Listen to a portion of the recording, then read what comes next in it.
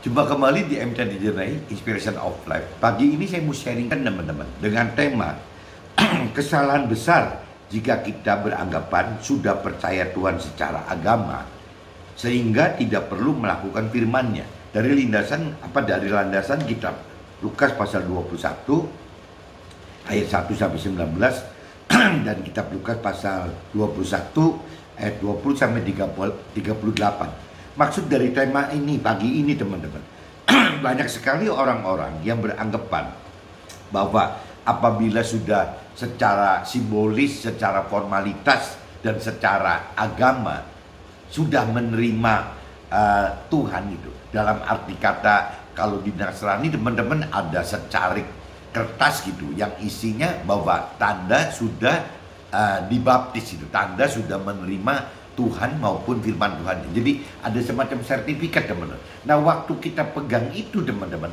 kita kadang-kadang merasa bahwa kita sudah cukup teman, karena memiliki sertifikat itu gitu. Nah itu kan pernyataan yang namanya pernyataan semacam itu kan pernyataan duniawi teman-teman, bukan rohani. Kalau pernyataan rohani itu kan sebenarnya bukan sertifikatnya teman-teman, bukan sebagai tanda duniawinya, tapi hati kita gitu. Ya hati kita bisa nggak untuk bisa membuka hati kita menerima Tuhan dan coba mencari Tuhan, itu berbalik, bertobat untuk mencari Tuhan, ya untuk bisa lebih mengenal firman Tuhan dan Tuhan pribadinya, lebih mampu mengerti akan firman Tuhan dan pribadi Tuhannya, serta taat melakukan perintah dan peraturan dalam firman-Nya teman-teman. Sebenarnya kuncinya itu teman, bukan secara simbolis, bukan secara formalitas, bukan secara keyakinan kita sendiri atau kita mikir, rasakan dan hendaki bahwa kita ini sudah terima sertifikat itu, akhirnya kita sudah dianggap bersama Tuhan. Nah ini yang saya perlu ingatkan, saya nggak ngerti di agama yang lain di luar Nasrani itu ada nggak sih simbolis-simbolis atau formalitas duniawi semacam itu gitu. Nah kalau ada ya berarti saya cuma sharingkan pagi ini, rasanya kita kurang loh kalau cuman dari dasar itu ya kita anggap sudah kita percaya Tuhan gitu. Nah ini kan nggak boleh kalau bicara percaya Tuhan yang secara benar gitu. Kan bukan cuma dari kata-kata kita atau dari simbolis formalitas menerima sertifikat itu gitu. Sertifikat baptisan itu. Kan bukan itu teman-teman. Yang namanya kalau kita percaya Tuhan, mengasihi Tuhan gitu. Itu kan benar-benar kita harus benar-benar, ya kita harus tahu dulu, paling dasar kan kita harus tahu Tuhan ini siapa gitu. Ya firman Tuhannya apa? Firman Tuhan kan isinya perintah dan peraturan. Perintah dan peraturan Tuhan. Di dalam perintah dan peraturan Tuhan itu ada janji-janji Tuhan gitu. Di dalam perintah peraturan dan janji-janji Tuhan itu terletak rancangan dan kehendak Tuhan teman. Jadi kita harus benar-benar bisa mencari tahu dan kenal dan mengerti semua teman. Perintah peraturan firman Tuhannya, janji-janji Tuhannya, bahkan rancangan dan kehendak Tuhannya. Dan ini tidak bisa berhenti teman-teman sampai kita meninggal dunia. Yang namanya pengenalan dan pengertian serta keberanian melakukan firman Tuhan itu tidak ada batasnya teman, tidak akan pernah terbatas. Itu tergantung dari level iman kita. Nah level iman kita terjadi apabila kita benar-benar dari hati kita berbalik dan bertobat untuk benar-benar taat gitu melakukan firman Tuhan. Itu yang susah di situ teman-teman. Jadi waktu kita kita anggaplah misalnya kita belum bisa mengenal dan mengerti perintah peraturan firman Tuhan, janji Tuhan, rancangan kehendak Tuhan dalam arti kata seluruh isi kitab suci kita belum kuasai gitu. Nah akhirnya kita mesti belajar bagaimana caranya kita mengenal, mengerti dan melakukan firman Tuhan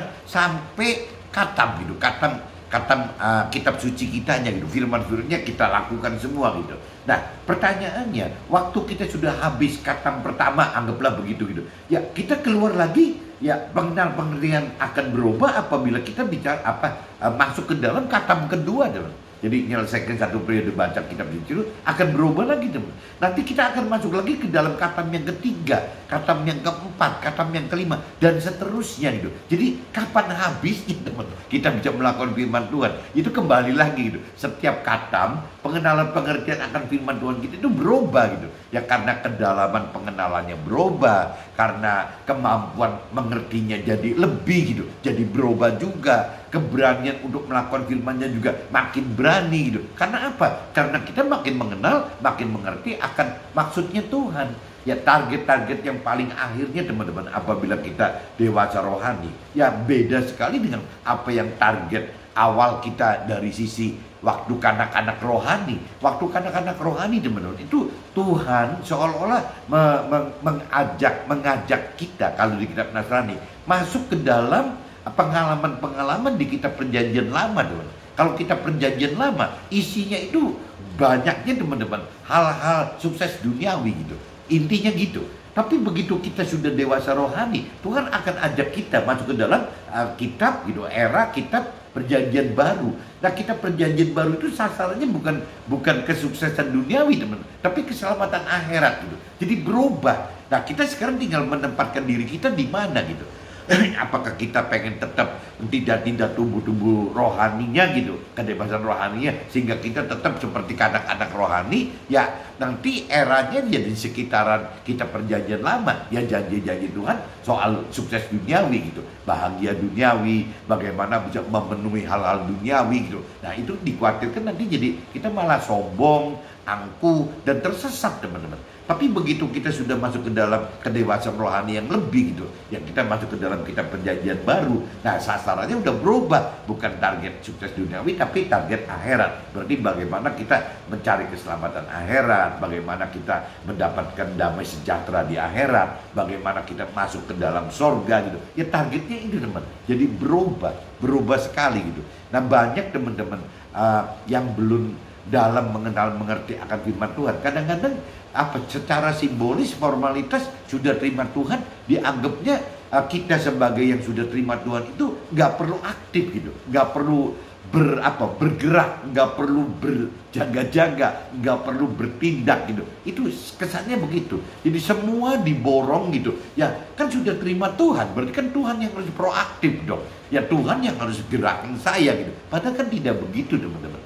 Jadi kembali lagi, Tuhan memang sudah memberikan kasih karunia kita, dilengkapi dengan bagaimana kita hidup dengan kasih karunia Tuhan, bagaimana bentuk kasih karunia Tuhan itu. Tuhan sampai-sampai istilahnya mengorbankan Nabi Isa untuk bisa kita mendapatkan firman-firman Tuhan teman. Ya bagaimana Nabi Isa memohon kepada Tuhan untuk bisa menghidupkan roh Tuhan di dalam setiap kita manusia ini gitu. Semua loh, bukan Nasrani, jadi semua dihidupkan gitu roh Tuhannya. Kalau cerita di Nasrani kan yang saya selalu sharingkan kan namanya kan roh Tuhan, roh kudus, roh kebenaran, terang yang dari Tuhan, atau saya sebut kadang-kadang ya roh Tuhan gitu. Jadi kembali lagi tergantung mau nyebutnya apa. Tapi kalau di Muslim, teman-teman atau keluarga saya di Muslim katakan itu namanya nur, cahaya dari Tuhan Allah yang diberikan kepada manusia, dan di semua manusia juga. Jadi sebenarnya semua manusia itu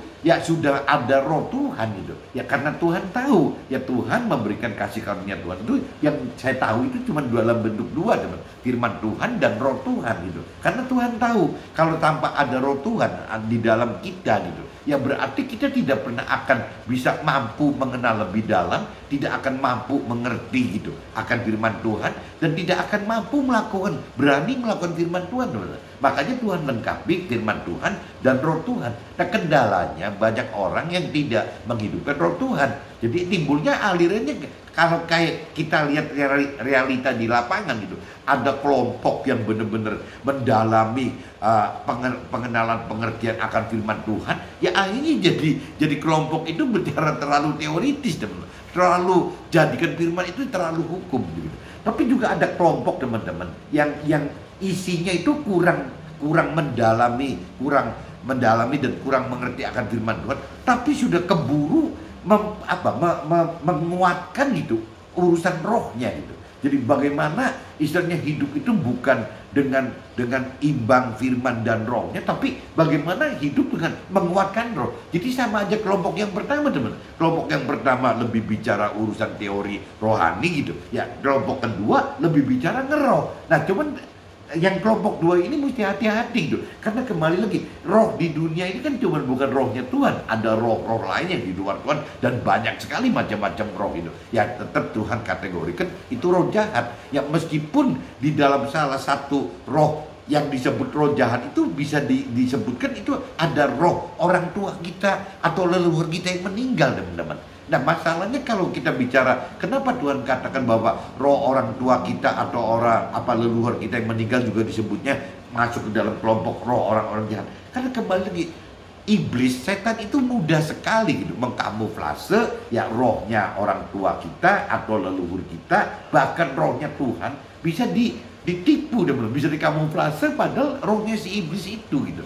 Jadi terlalu riskan apabila kita hidup mengadakan roh-roh yang jelas ya kalau kita tanya pasti tidak ngaku ini roh iblis loh, roh setan, pasti enggak. Ya pasti si iblis si setan akan katakan bahwa ini nih rohnya orang tua kita loh, ini rohnya leluhur kita loh, nenek dan kakek kita. Akan selalu begitu, teman-teman. Jadi kembali lagi Tuhan cuma ratakan gampang aja. Pokoknya kalau di luar rohnya Tuhan ya kategorinya roh jahat dan nggak perlu deket-deket dengan roh-roh macam begitu. Tuhan pengen seperti itu, teman-teman. Jadi tetap kita cuma cukup mengandalkan nur atau roh Tuhan gitu yang ada di dalam kita. Nah, itu harus digerakkan, teman-teman, karena Tuhan sudah memberikan roh itu dari awal. Ya kalau dari sisi rohani kan Tuhan anggap bahwa yang namanya manusia itu kan bukan dua unsur, teman-teman, tubuh dan jiwa. Kalau orang dunia atau orang berkeyakinan atau secara duniawi gitu, ya selalu beranggapan bahwa manusia itu ada tubuh dan jiwa saja. Bahkan iblis dan setan pun menghendaki supaya manusia pola pikirnya seperti itu, bahwa manusia terdiri dari tubuh dan jiwa gitu. Tidak rohnya dikaitkan. Nah, padahal kalau rohnya tidak dikaitkan, kuasa Tuhan tidak bisa kerja di dalam kita, teman-teman. Roh Tuhan itu tidak bisa gitu hidup di dalam kita, karena roh Tuhan itu akan hidup cuma apabila kita menghidupkan roh kita. Nah, baru bisa roh Tuhannya hidup dalam kita.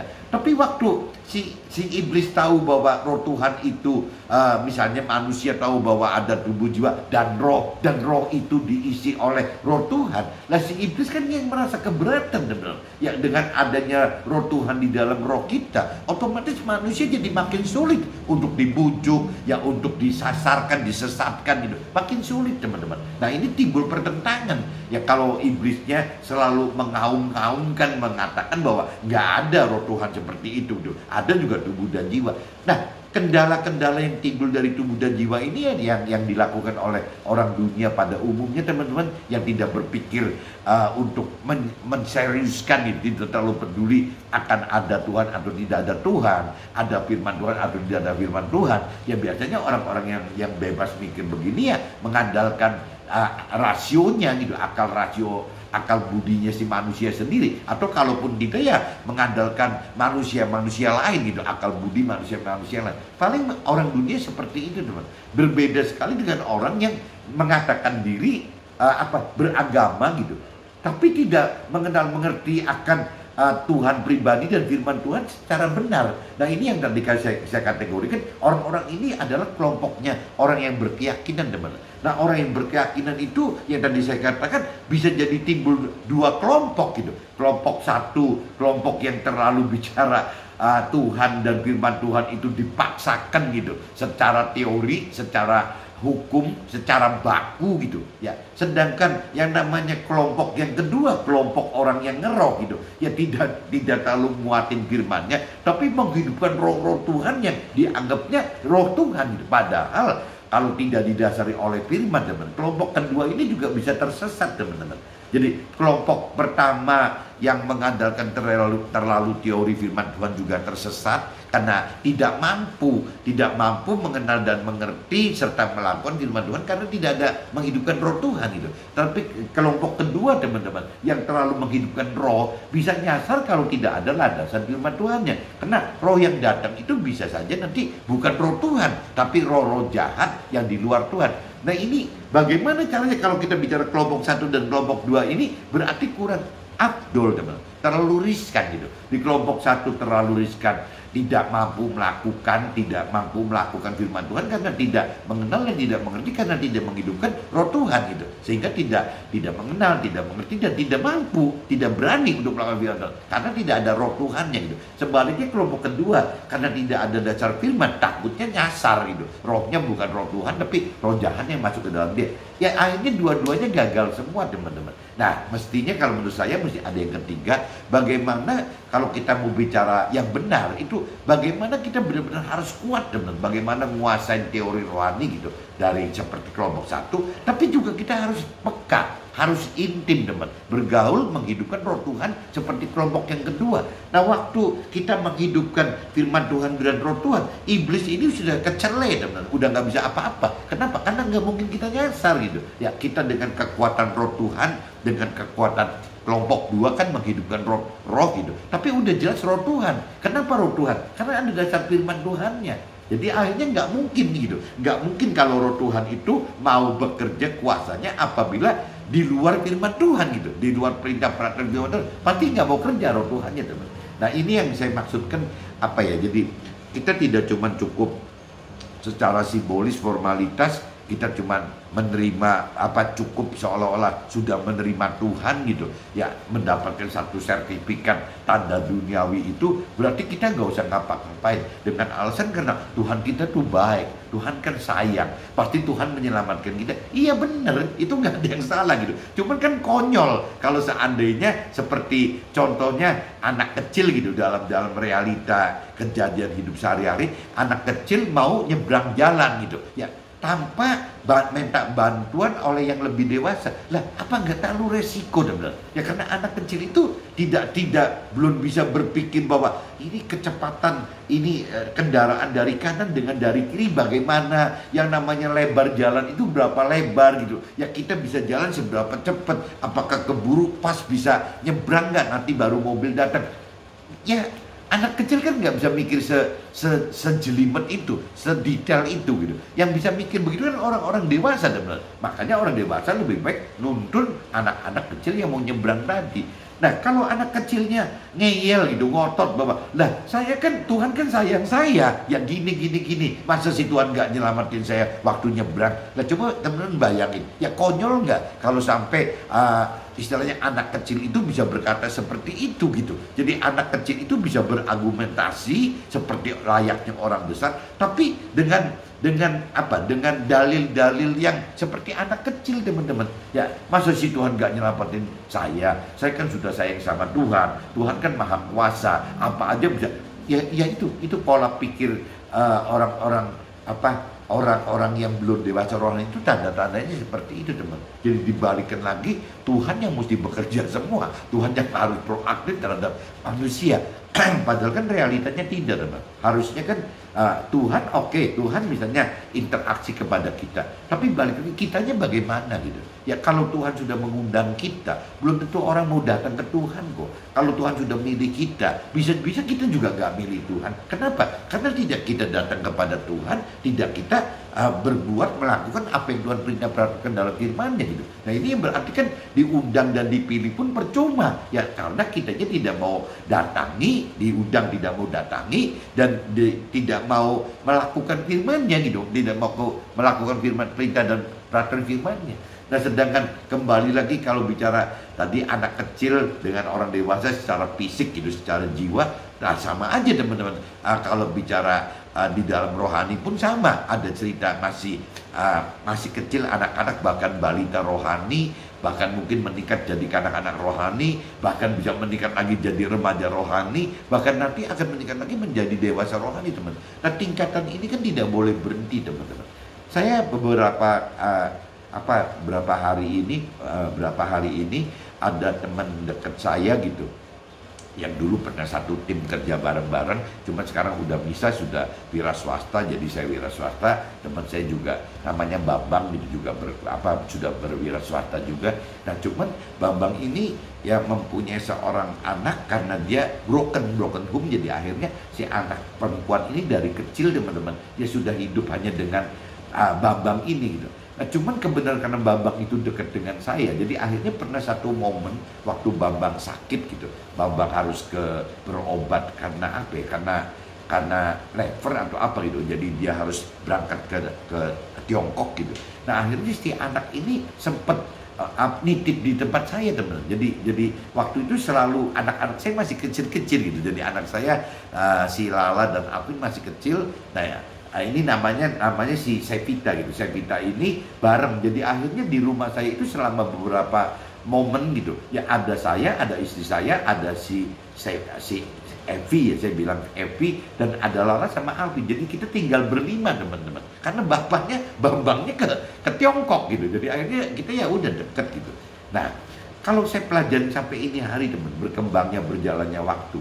Waktu Evi ini di tempat keluarga saya, Evi itu kan masih SD SMP teman. Jadi kalau bicara dari secara tubuh dan jiwa juga masih kanak-kanak gitu, masih kecil gitu. Begitupun urusan rohani masih kecil teman. Tapi dengan sekarang saya ketemu terakhir beberapa minggu ini, dia kan sudah dewasa gitu, secara fisik, secara tubuh dan jiwanya sudah dewasa. Bahkan saya lihat perkembangan rohaninya bagus sekali teman-teman. Mungkin karena si Evi ini mengalami hidup susah gitu, karena memang dari keluarga broken. Jadi akhirnya anak ini dengan umur segitu 30-an gitu, itu jadi hebat sekali loh. Mungkin kalau bicara dari level kedewasaan rohani, jauh di atas anak-anak umur 30 gitu. Udah matang sekali tuh, pola pikir rohani. Meskipun ya mungkin ketemu saya jadi akhirnya kayak kurang lagi gitu. Harus berlanjut lagi kan, harus belajar lagi. Makanya saya sering jelasin ke Evi bahwa yang namanya level iman itu nggak pernah berhenti gitu. Sampai kita meninggal pun yang namanya iman itu harus terus ditingkatkan terus. Nah ini kita lagi sharing teman.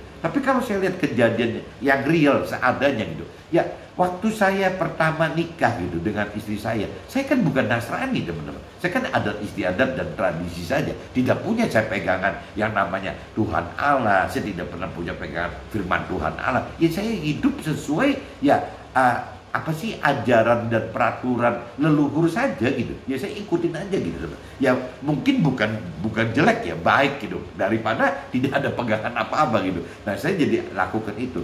Tapi waktu nikah gitu, waktu nikah itu ya berarti istri saya sudah punya dasar firman Tuhan dan Tuhan Allah, saya belum ada. Nah si Evi ini juga mestinya sudah ada gitu, pegangan Tuhan Allah, firman Tuhan. Tapi kan masih kecil teman. Nah, waktu berkembang, kalau kita lihat tahun 2022 ini, terjadi beda sekali teman-teman. Saya yang tadinya benar-benar belum menerima Tuhan Allah dan firman Tuhan Allah, karena saya terus-terusan menghadapi masalah hidup gitu, berat gitu masalah hidup. Jadi akhirnya saya malah jadi lebih mengerti akan firman Tuhan Allah dibanding istri saya, bahkan dibanding si Evi ini teman-teman. Nah sebaliknya teman, Evi yang kecil gitu, yang beberapa belas tahun yang lalu masih kecil gitu, ya sekarang dengan dia juga hidupnya susah teman-teman, ya akhirnya si Evi ini bisa kadar rohaninya itu bisa melebihi istri saya gitu, karena ketekan. Nah ini satu bukti teman-teman, kadang-kadang di dalam hidup pun ya kita butuh permasalahan gitu yang bisa membuat kita secara rohani jadi lebih dewasa teman-teman. Nah problemnya berarti kan sementara ini kan istri saya yang paling tertinggal teman-teman, karena memang masih kuat sekali dengan pola-pola pikir duniawi dan memang kasihan dia masih aktif di urusan operasional ya. Kalau saya kan mungkin lebih banyak lebih baik kayak minggir dari operasional gitu. Mungkin si Evi juga sama gitu ya, karena memang dia wira swasta jadi banyak waktu untuk bisa mencari Tuhan gitu, mencari pribadi Tuhan, mencari firman Tuhan. Nah sedangkan istri saya kan karena kebacut sibuk di perusahaan, susah gitu untuk atur waktunya, dan juga mungkin belum waktunya Tuhan. Cuman yang jelas teman, waktu saya diproses, akhirnya saya juga mencari Tuhan dan firman Tuhannya. Waktu si Evi ini juga diproses dalam hidupnya, ya dia juga akhirnya mencari Tuhan pribadi dan firman Tuhannya. Dan saya ngarepin satu saat yang namanya istri saya pun juga akan seperti itu teman, karena menghadapi permasalahan di kantor gitu ya otomatis harusnya satu saat ya istri saya akan berubah gitu, bagaimana hidup dengan menyerahkan bebannya, karena firman di Nasrani ada teman, bahwa apabila kita sudah tidak mampu mengatasi kehidupan di dunia ini, maksudnya Tuhan serahkan aja gitu ya beban hidup kita ke Tuhan, nanti Tuhan tukar beban yang ringan dan enak. Maksudnya apa sih gitu, beban yang dari Tuhan ringan dan enak ya Tuhan cuma minta supaya kita benar-benar percaya Tuhan ya, kita mesti harus mencari Tuhan, kita harus kenal Tuhan, kita harus mengerti Tuhan, dan kita harus melakukan firman. Cukup begitu saja ya, nanti Tuhan yang membuat kita kuat gitu. Itu firman Tuhan katakan seperti itu teman-teman. Nah cuman kalau saya pelajari dari sisi lain, kadang-kadang Tuhan juga bisa mengizinkan, bahkan mendatangkan Permasalahan itu menjadi satu alat Tuhan untuk bisa mendongkrak level iman kita, teman-teman. Contoh yang saya beberapa kali sharingkan itu kan yang ceritanya Nabi Ayub gitu. Nabi Ayub itu sama ya, untuk bisa meningkatkan level imannya Nabi Ayub, karena Tuhan tahu jelas kemampuan Ayub gitu, kemampuan iman Ayub. Akhirnya Tuhan datangkan ujian cobaan berupa iblis godain si Nabi Ayub kan. Dari mulai hartanya habis, yang namanya tahtanya habis, yang namanya anak-anaknya habis juga 10 orang, sampai borokan, sampai bubar sama istrinya, teman-teman. Ya akhirnya pada ujungnya kalau memang Nabi Ayub itu kuat gitu, bertahan dengan taat gitu, melakukan firman Tuhan, ya ujung-ujungnya juga ya Tuhan akan balikin semua, teman-teman. Yang namanya hartanya jadi double, lipat-lipat. Ini di firman katakan double, tapi double ini kan relatif, teman. Bisa double artinya 2 kali lipat, bisa juga arti double itu berlipat-lipat gitu. Kalau dari saya pribadi berasumsi double ini berlipat-lipat gitu. Jadi Ayub itu bisa mempunyai berlipat-lipat hartanya, tahtanya juga jadi angkat kembali, bahkan anaknya meninggal pun gitu, menjadi anak-anak yang baru 10 orang lagi, teman-teman. Dengan bonus yang cewek 3 orang, katanya jauh lebih cantik daripada waktu anak-anak yang generasi pertama. Nah berarti disimpulkan di sini, ya berarti Ayub ganti istri nih. Ya waktu si istrinya ribut, ya mengutuki Tuhan, mengutuki Ayub sampai meninggalkan atau mati atau gimana saya nggak ngerti. Tapi yang jelas ini prediksinya bisa Ayub ganti istri dan mempunyai anak-anak baru lagi, teman-teman. Nah itu kan balik lagi, jadi Nabi Ayub pun harus mengalami proses seperti saya, seperti Evi, dan juga bisa seperti nanti istri saya. Ya cuman istri saya dipakai oleh Tuhan ya untuk menimbulkan permasalahan bagi saya, sehingga saya terus meneruskan dinaikkan level imannya, karena permasalahan itu. Kalau permasalahan yang diributkan soal usaha, saya tahu kok bahwa ini kan seolah-olah memang firman Tuhan katakan, khususnya di yang kemarin saya sharingkan kitab Matius pasal 6:33, ya khususnya kan Tuhan pengen carilah dahulu kerajaan Allah dan kebenaran, baru yang lain ditambahkan. Saya tahu itu kok. Jadi berarti yang namanya Tuhan itu pengen saya untuk mencari Tuhan, mencari firman Tuhan dulu, dan berani untuk melakukan firman Tuhan. Nanti ujungnya Tuhan tambahkan.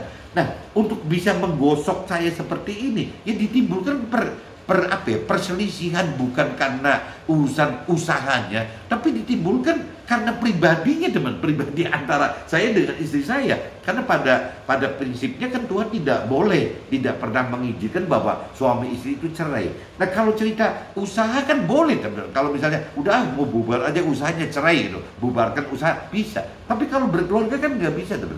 Nah satu-satunya alat untuk bisa mendongkrak level iman kita sebagai pasangan suami istri cuma satu-satunya gitu, teman. Bagaimana suami diberikan istri yang keras gitu, ya atau sebaliknya istri dikasih suami yang keras gitu. Nah karena dua-duanya mengenal kebenaran firman Tuhan dan memang ada kasih karunia Tuhan yang di antara mereka, akhirnya mereka tidak berani ngambil jalan cerai, teman. Tetap ya, makanya paling ujung-ujungnya ada 2 kalau saya perhatikan dari ceritanya Nabi Abraham, karena Nabi Abraham mengasihi istrinya, nah istrinya tunduk kepada Nabi Abraham, ya akhirnya mereka sampai masa meninggal dunianya ya bersatu gitu. Ya Sarah udah meninggal dunia karena tua, nah Nabi Abraham masih kuat, akhirnya ya sampai bubarnya karena Sarah meninggal dunia. Tapi kalau cerita dari versi yang terjadi Nabi Ayub dengan istrinya, bubar, teman-teman, bubar. Jadi apa permasalahan soal harta tahta dikaitkan dengan usaha, bahkan keluarga juga nggak membuat istrinya bubar. Tapi begitu masuk ke dalam pribadinya antara istrinya dengan Ayub, akhirnya bubar, teman. Nah berarti di sini disimpulkan yang namanya seorang suami mengasihi istri pun, kalau istrinya tidak melakukan firman Tuhan dengan tunduk kepada suaminya, ya bisa bubar, teman. Begitupun juga saya duga bisa sebaliknya lagi. Ya apabila misalnya istrinya tunduk kepada suaminya, tapi suaminya tidak mengasihi kepada istrinya, ya bisa bubar juga, teman-teman.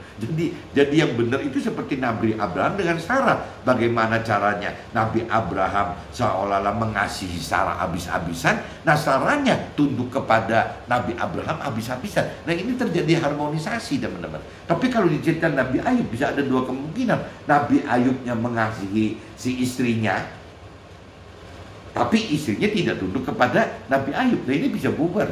Tapi bisa juga terjadi kebalik, misalnya istrinya yang tunduk sekali, istrinya si A tunduk sekali sama si B gitu. Tapi si B-nya tidak mengasihi istrinya. Nah itu juga bisa berubah. Jadi kita mesti hati-hati bahwa kalau kita di dalam Tuhan itu ya kita harus benar-benar benar-benar coba berjuang untuk melakukan firman Tuhan, teman. Dan kebenaran yang untuk suami itu yang saya nangkep itu ya beban yang dari Tuhan yang priority satu itu ya selain mengasihi Tuhan gitu ya, suami juga harus mengasihi istrinya, itu syarat nomor satu, teman. Nah begitupun juga untuk si istri ya, nomor satu mengasihi Tuhan, tapi ceritanya setelah Tuhan ya dia harus nomor tunduk kepada suaminya, itu syaratnya gitu. Nah begitupun juga anak-anak ke orang tua, teman, bahwa Tuhan pengen selain nomor satunya mengasihi Tuhan ya selanjutnya harus menghormati orang tua gitu. Nah anak-anak orang tua ke anak-anak juga sama, teman. Selain mengasihi Tuhan ya orang tua itu harus bisa mendidik, membimbing anak-anaknya mengenal kebenaran firman Tuhan. Itu jadi prioritas satu masing-masing fungsi suami, istri, orang tua dan anak itu ada, teman. Jadi nggak bisa main-main. Nah yang tadi saya ceritakan itu kan cerita bagaimana Nabi Abraham dengan Sarah, bagaimana cerita Nabi Ayub dengan istrinya gitu. Nah ini kalau cerita masing-masing tidak duduk di fungsi priority Tuhan ya ini bubar. Ya beda sama yang tadi saya katakan Nabi Abraham karena memang diperintah Tuhan untuk mengasihi Sarah dan dilakukan. Begitupun juga Tuhan perintahkan Sarah untuk tunduk kepada Nabi Abraham dan dilakukan oleh Sarah, ya ujungnya harmonis, teman. Tapi kalau bicara di cerita Nabi Ayub dan istrinya gitu, ya Nabi Ayub mengasihi istrinya, tapi istrinya tidak tunduk, gitu. Akhirnya bubar, teman. Nah ini jangan sampai kita masuk ke dalam jebakan seperti itu, teman-teman. Jadi inti di temanya seperti itu, teman-teman. Saya coba supaya jangan kelewat melantur gitu. Saya coba masuk aja teman-teman ke kitabnya gitu, ke firmannya gitu. Kitab Lukas, teman-teman, pasal 21 ayat 1 sampai 19, dan kitab Lukas pasal 21 sampai dari 20 sampai 38, teman. Nah, saya bacakan aja di ayat satunya, perikopnya judulnya persembahan seorang janda miskin, teman. Ketika Nabi Isa mengangkat mukanya, ia melihat orang-orang kaya memasukkan persembahan mereka ke dalam peti persembahan. Ia melihat juga seorang janda miskin memasukkan dalam 2 peser ke dalam peti itu. Lalu ia berkata, aku berkata kepadamu, sesungguhnya janda miskin itu memberi lebih banyak daripada semua orang itu, sebab mereka semua memberi persembahannya dari kelimpahannya, tetapi janda ini memberi dari kekurangannya, bahkan ia memberi seluruh nafkahnya. Nah ini dari kacamata rohani, dari kacamata Tuhan seperti itu, teman. Tuhan tidak melihat materi, jumlah uang yang tidak dipersembahkan, tapi melihat hati kita, teman. Makanya kalau dengan Tuhan jangan bicara soal duniawi gitu, kita harus bicara soal rohani gitu. Nah terus di ayat kelima, teman-teman, dengan perikopnya ganti lagi, bait Allah akan diruntuhkan.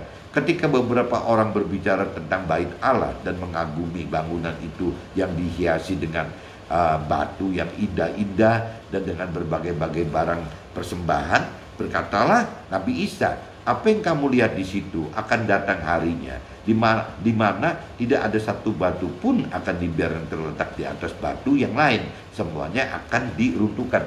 Nah kalau dari tangkapan pengertian saya, teman, cerita ayat 5 dan 6 ini, bait Allah akan diruntuhkan itu yang tadi. Jadi bagaimana kita jangan menganggap Tuhan itu seolah-olah dalam arti kata agama saja, jangan cuma secara simbolis dan formalitas aja, nggak ada artinya, teman-teman.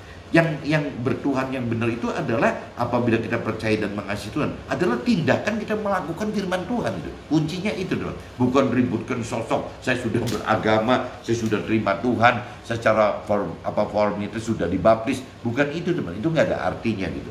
Nah di ayat 7, teman-teman, perikopnya roba lagi, permulaan penderitaan. Dan murid-murid bertanya kepada Nabi Isa, katanya, Guru, bila manakah ini akan terjadi? Dan apakah tandanya? Kalau itu akan terjadi, jawabnya, waspadalah, supaya kamu jangan disesatkan oleh banyak orang akan datang dengan memakai namanya si Nabi Isa sebut, dan berkata, akulah dia, dan saatnya sudah dekat, janganlah kamu mengikuti mereka. Dan apabila kamu mendengar tentang peperangan dan pemberontakan, janganlah kamu terkejut, sebab semuanya itu harus terjadi dahulu, tetapi itu tidak berarti kesudahannya akan datang segera. Ia berkata kepada mereka, bangsa akan bangkit melawan bangsa, dan kerajaan melawan kerajaan, dan akan terjadi gempa bumi yang dahsyat. Dan di berbagai tempat akan ada penyakit sampar dan kelaparan. Dan akan terjadi juga hal-hal yang mengejutkan dan tanda-tanda yang dahsyat dari langit. Tetapi sebelum semuanya itu, kamu akan ditangkap dan dianiaya, karena akan diserahkan ke rumah-rumah ibadat dan penjara-penjara, dan kamu akan dihadapkan kepada raja-raja dan penguasa-penguasa oleh karena nama Nabi saya sebut gitu. Hal ini akan menjadi kesempatan bagimu untuk bersaksi. Sebab itu tetapkanlah di dalam hatimu, supaya kamu jangan memikirkan lebih dahulu pembelaanmu. Sebab aku sendiri akan memberikan kepadamu kata-kata hikmat, sehingga kamu tidak dapat ditentang dan dibantah lawan-lawanmu. Dan kamu akan diserahkan juga oleh orang tuamu, saudara-saudaramu, kaum keluargamu, dan sahabat-sahabatmu. Dan beberapa orang di antara kamu akan dibunuh, dan kamu akan dibenci semua orang oleh karena namaku. Tetapi tidak selai pun dari rambut kepalamu akan hilang. Kalau kamu tetap bertahan, kamu akan memperoleh kehidupan. Nah ini teman-teman, kalau cerita di ayat-ayat ini teman-teman menyatakan bahwa apabila kita sudah lebih mengenal dan mampu mengerti serta melakukan firman Tuhan, tidak mustahil akan datang penderitaan teman, bahkan di dalam dari keluarga kita sendiri. Jadi penderitaan itu kan kalau kita urut teman, yang paling jauh itu kan dari sesama kita di masyarakat kita. Terus dikaitkan lagi kan dengan komunitas mungkin yang seiman itu. Terus dibawa lagi kan mungkin keluarga besar kita, keluarga paman dan bibi kita. Masuk lagi keluarga kecil kita, berarti keluarga kakak adik kita. Yang paling dekat kan keluarga kita sendiri teman. Nah keluarga kita sendiri pun akan dibagi lagi. Ada orang tua, ada mertua kita, ada anak kita, ada mantu kita. Nah ujung-ujungnya teman, yang paling gak bisa dipisahkan itu ya cerita suami dan istri gitu. Ya ada suami dan istri, ada istri dan suami. Nah ini yang jadi kadang-kadang Tuhan jadikan, dibiarkan kejadian seperti Nabi Abraham dan Sarah maupun Nabi Ayub dan istrinya itu sebagai proses gitu. Proses si suami atau istri ini untuk bisa naik level iman jauh lebih tinggi lagi teman-teman. Intinya seperti itu gitu.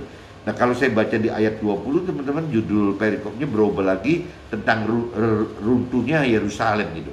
Apabila kamu melihat Yerusalem dikepung oleh tentara-tentara, ketahuilah bahwa keruntuhannya sudah dekat. Pada waktu itu orang-orang yang berada di Yudea harus melarikan diri ke pegunungan, dan orang-orang yang berada di dalam kota harus mengungsi, dan orang-orang yang berada di pedusunan jangan masuk lagi ke dalam kota. Sebab itulah semua yang ada tertulis, celakalah ibu-ibu yang sedang hamil atau yang menyusukan bayi pada saat masa itu, sebab akan datang kesesakan yang dahsyat atas seluruh negeri dan mereka atas bangsa-bangsa ini, dan mereka akan tewas oleh mata pedang dan dibawa sebagai tawanan ke segala bangsa, dan Yerusalem akan diinjak-injak oleh bangsa-bangsa yang tidak mengenal Allah sampai genaplah zaman bangsa-bangsa ini. Kalau yang saya tangkap di ayat ini teman-teman, ya maksudnya nggak jauh-jauh bagaimana apabila kita sudah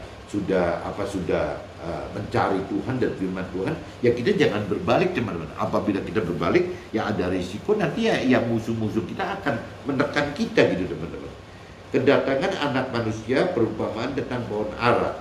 Ini ayat 25 teman-teman. Dan akan ada tanda-tanda pada matahari dan bulan dan bintang, dan di bumi bangsa-bangsa akan takut dan bingung menghadapi deru dan gelora laut.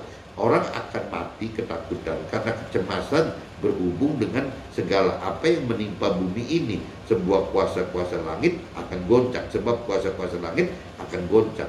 Pada waktu itu orang akan melihat anak manusia datang dan awan dengan segala kekuasaan dan kemuliaannya. Apabila semuanya itu mulai terjadi, bangkitlah dan angkatlah mukamu, sebab penyelamatan sudah dekat. Lalu Nabi Isa mengatakan perumpamaan itu kepada mereka. Perhatikanlah pohon ara atau pohon apa saja. Ya apabila kamu melihat pohon-pohon itu sudah bertunas, kamu tahu dengan sendirinya bahwa musim panas sudah dekat. Dengan demikian juga jika kamu melihat hal-hal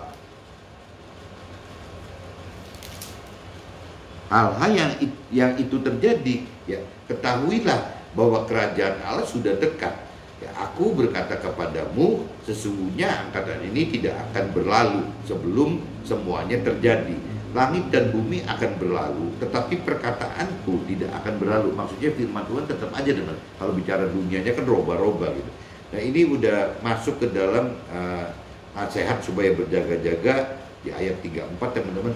Jagalah dirimu supaya hatimu jangan serat dengan syarat oleh pesta pora dan kemabukan, ya, serta kepentingan-kepentingan duniawi, dan supaya hari Tuhan jangan dengan tiba-tiba jatuh ke atas dirimu sendiri seperti suatu jerat. Ini dikatakan jagalah dirimu loh, berarti kita harus bisa action sendiri, teman-teman. Sebab dia akan menimpa semua penduduk bumi ini. Yang berjaga-jagalah senantiasa sambil berdoa supaya kamu beroleh kekuatan untuk luput dari semua yang akan terjadi itu, dan supaya kamu tahan berdiri di hadapan Anak Manusia. Pada siang hari Nabi Isa mengajar di Bait Allah, dan pada malam hari ia keluar dan bermalam di gunung-gunung bersama bernama Bukit Zaitun. Dan pagi-pagi semua orang banyak datang kepadanya dan dalam Bait Allah untuk mendengarkan pemberitaan firman Tuhannya itu, teman-teman. Ini saya sudah bacakan di kitab Lukas pasal 21 ayat 1 sampai 38, teman-teman. Nah, ini saya coba langsung sambung aja dalam draft saya, teman-teman, supaya siapa tahu bisa lebih jelas gitu. Lukas pasal 21 ayat 1 sampai 4. Apa yang dinilai oleh rohani sangat berbeda dengan penilaian duniawi. Oleh karena rohani tidak dapat menggunakan parameter dari dunia dalam hal kita berniat mengabdi kepada Tuhan secara total. Total tersebut bukan ada dalam berapa besar kita persembahkan hasil duniawi kita kepada Tuhan, tetapi berapa besar kita persembahkan ketaatan dan kemampuan melakukan firman-Nya. Nah, ini bedanya gini, teman. Kalau dari sisi Tuhan besar itu bukan karena hal duniawinya, tapi hal keberanian kita, ya, berapa banyak kita melakukan firman Tuhan dan berapa berani kita melakukan firman. Nah, itu ukurannya itu, teman. Ujung-ujung jadi imannya, dimana iman itu butuh kedalaman pengertian, kedalaman pengenalan serta kemampuan pengertian serta keberanian melakukan firman Tuhan gitu. Ya, dibanding dengan ya ini dalam realita melakukan hidup itu, dibanding bukan harta duniawi, teman. Jadi kemampuan kita itu. Nah, sedangkan yang namanya yang tadi dikatakan pengenalan pengertian firman itu tidak pernah akan berakhir, teman. Jadi semakin kita dewasa rohani, kita akan makin berani melakukan firman Tuhan. Dan ujung-ujungnya pengalaman saya, teman, tidak ada yang diminta lagi dari Tuhan itu. Karena kita sudah lebih mengenal mengerti apa sih maksud rancangan dan kehendak Tuhan gitu. Ngapain kita mesti minta lagi gitu. Kalau sampai kita sudah dewasa rohani, sudah benar-benar dalam mengenal firman Tuhan dan mampu mengerti firman Tuhan, rasanya semua tinggal kita mengalir saja, teman-teman. Nggak bisa kita minta ini itu ke Tuhan, karena semua sudah benar gitu, sudah baik adanya gitu. Lukas pasal 21 ayat 5 sampai 6. Ada saat pola pikir dan perasaan serta kehendak jiwa kita akan tergantikan oleh hikmat pengertian dari Tuhan. Ini terjadi apabila kita mau mencari Tuhan sampai dapat kedalaman pengenalan dan kemampuan mengerti dan juga keberanian lakukan firman. Dan karena hidup bersama roh Tuhan, karena menghidupkan roh Tuhan. Jadi firman Tuhan itu tetap ujungnya harus ada satu gabungan gitu antara pengenalan pengertian firman Tuhan gitu dan juga kekuasa roh Tuhan gitu yang membantu kita untuk bisa memampukan kita mengenal firman Tuhan dengan benar, ya, mengerti firman Tuhan dengan dalam gitu, dan juga ya berani melakukan firman Tuhan, teman. Jadi memang kita butuh firman Tuhan dan roh Tuhan.